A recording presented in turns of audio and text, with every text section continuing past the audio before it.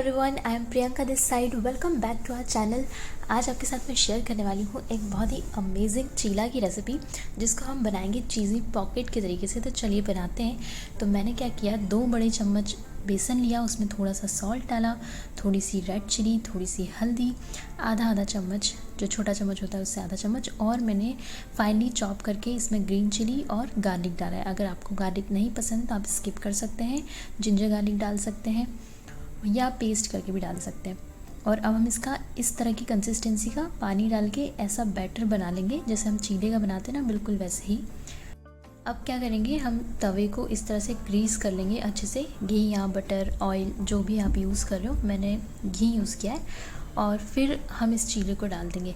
तो इसको हल्के हल्के इस तरह से फैला लेंगे और फिर इसके ऊपर फाइनली चॉप्ड हरा धनिया और थोड़ा सा घी ऊपर से और डाल दिया मैंने।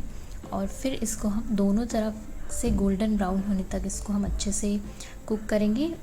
फ्लेम मीडियम ही होनी चाहिए, एकदम मीडियम फ्लेम पर ही आपको बनानी है। इसके ऊपर फिर हम रखेंगे ब्रेड, उस पर लगाएंगे शेज़वान चटनी, प्याज, टमाटर, जो भी आपको पसंद हो वो डाल देना, और ऊपर ये चीज़ स्लाइस रख देना। और उसके बाद हम इसको स्लो फ्लेम पे धीरे धीरे कुक होने देंगे। इस टाइम पे आप चाहो तो इसको कवर भी कर दो ताकि चीज़ मेल्ट हो जाए। और ऊपर से डालेंगे पेरी पेरी मसाला, और ये डिलीशियस रेसिपी बिल्कुल रेडी हो गई है। बहुत टेस्टी लगती है ये और फटाफट से बन जाती है। आप इसको ब्रेकफास्ट में भी बना सकते हैं। इसको बनाना बहुत ज़्यादा सिंपल है और बहुत ही टेस्टी है। तो मैंने इस तरह से बनाया था तो सोचा आपके साथ ट्राई करूं। तो अगर आपको ऐसी ही रेसिपी देखनी है, इंटरेस्टिंग रेसिपीज़ और सिंपल जो आसानी से बन जाए, तो इसके लिए आपको क्या करना है, like, share, subscribe and comment done.